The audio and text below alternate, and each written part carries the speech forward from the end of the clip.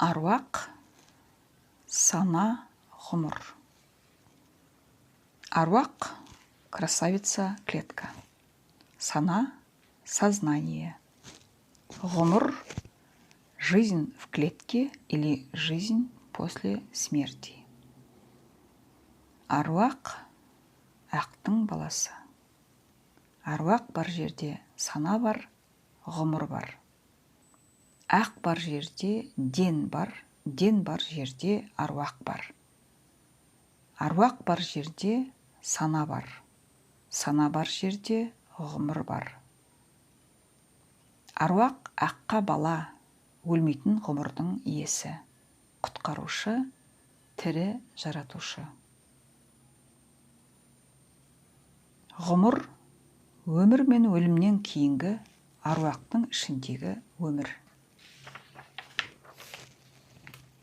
Ғұмыр аруаққа берілген. Ғұмыр тылсым дүние, өмір жарық дүние. Ғұмыр мен өмір күш. Өмір өлмейді, өлім ұйқы. Ғұмыр мен өмір алмасып, мәңгілікті түгелдейді. Ғұмыр мен өмір ұйқысыз болмайды, өлім бар. Ғұмырлы бол десе, аруақ бол, мәңгілік өлме дегені. Сана аруаққа берілген. Сана, өрі, ойлану, нам, ман, өмірдің тізгіні. Ойлана біл, егер. Саналы бол, аруақ бол, ғұмырлы бол. Мәңгілік өлмейтін әлемді егеріп, өз өміріңнің иесі болып, ұрпағынан қайта-қайта ту. Аруақ болып ғұмыр кешіп, саналы болу үшін сабыр амалын егеріп, күйбең тіршіліктің ауыртпалығын жеңіп, келген ойдың жауабын толық беріп тазарып, көп еңбек етіп, өмірдің дөңгелегін шыр айналдыр. Аруақ мәңгілік айналымның басы.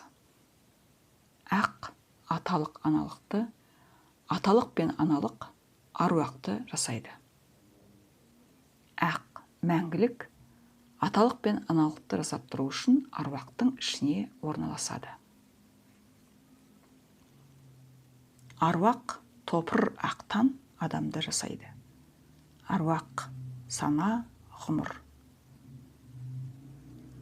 Аруақ қайта-қайта өмірге келе алады. Аруақ Құдайдың өзі ден арқылы қорғап, боршап, желеп, жебеп, аялап, аймалап тұрған қасиетті әлем. Аруақты өлтіру мүмкін емес. Мәңгілік. Тоқтар Бейсенбинов, Ақиқат кітабы 167-168 беттер.